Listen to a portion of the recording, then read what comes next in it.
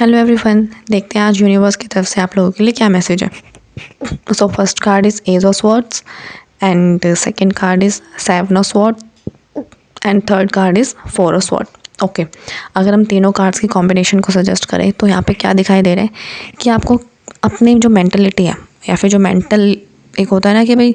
दिमाग से बिल्कुल क्लियर रहना, क्लैरिटी लेकर आना, वो रखनी है और एक न्यू आइडियाज़ के साथ, न्यू स्ट्रेटजी के साथ आपको आगे बढ़ना है। लेकिन वो न्यू स्ट्रेटजी आप कब तैयार कर पाओगे? जब आपको अपने पुराने वाले काम से या फिर कुछ होता है ना कि लंबे टाइम से हम जब काम करे जा रहे लेकिन हमें रेस्ट नहीं मिला, तो उसमें थोड़ा सा ब्रेक देके अपने आप को रेस्ट देके एक न्यू स्ट्रेटजी तैयार करनी है ताकि आप अपने आने वाले जो गोल्स होते हैं या फिर टारगेट जो आपके डिज़ायर्स हैं उस पर आप एक्शन ले सको। अगर हम इन तीनों कार्ड्स को सजेस्ट करें करियर से रिलेटेड तो यहाँ पे ये दिखाई दे रहा है कि आपको अपने न्यू पर्सपेक्टिव से आगे बढ़ना चाहिए ताकि जो भी आपके डिज़ायर्स हैं आप उस पर एक्शन ले सकें एंड जो भी पुराने काम थे उसको छोड़े। क्योंकि अगर हम किसी भी नए काम में आगे बढ़ते हैं तो हमें एक नए माइंड के साथ आगे बढ़ना चाहिए। और ऑब्वियसली बहुत से लोग जब किसी न्यू काम को स्टार्ट करते हैं या फिर नॉर्मली जब करते हैं किसी न्यू काम को स्टार्ट, तो उसके साथ न्यू दिमाग तो चाहिए, लाइक एक न्यू थॉट्स आने ज़रूरी होते हैं ना, तो फिर वो न्यू थॉट्स हमें चाहिए। एंड अगर हम लव रिलेशन की बात करें तो अगर लव में या फिर रिलेशनशिप्स में अगर कहीं भी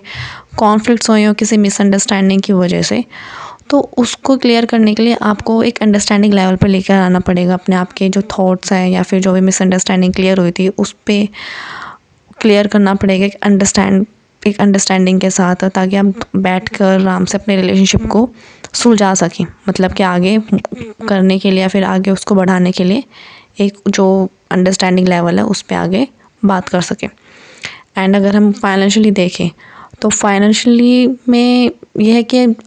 कुछ लोग होते हैं ना कि भाई एक्स्ट्रा इनकम है नहीं लेकिन हम सिर्फ वेस्ट करे जा रहे हैं, पैसे को उड़ाए जा रहे हैं,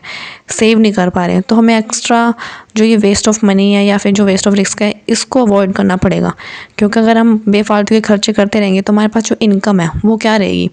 तो कुछ ना कुछ इस तरह से अवॉइड करना पड़ेगा कि भाई हम एक्स्ट्रा एक्सपेंसेस ना करके अपने हाथ में जो इनकम है उसको सेव कर सकें एंड देन उस पर थोड़ा सा भी अगर हम सेव करेंगे तो आगे के लिए सोच भी पाएंगे। तो थोड़ा सा यहाँ पे भी ये ध्यान रखना पड़ेगा कि अपने एक्स्ट्रा जो एक्सपेंसिव है या फिर वेस्ट ऑफ एक्सपेंसिव है, जो रिस्क है, कुछ भी एक्स्ट्रा है उसको अवॉइड करके आपको अपनी इनकम पे भी ध्यान देना है ताकि वो आगे ग्रो कर पाए। एंड अगर आपको पर्सनली रीडिंग चाहिए तो मैंने डिस्क्रिप्शन में व्हाट्सअप नंबर भी दे रखा है एंड इंस्टाग्राम लिंक भी है, आप वहाँ से जाके अपॉइंटमेंट ले सकते हैं।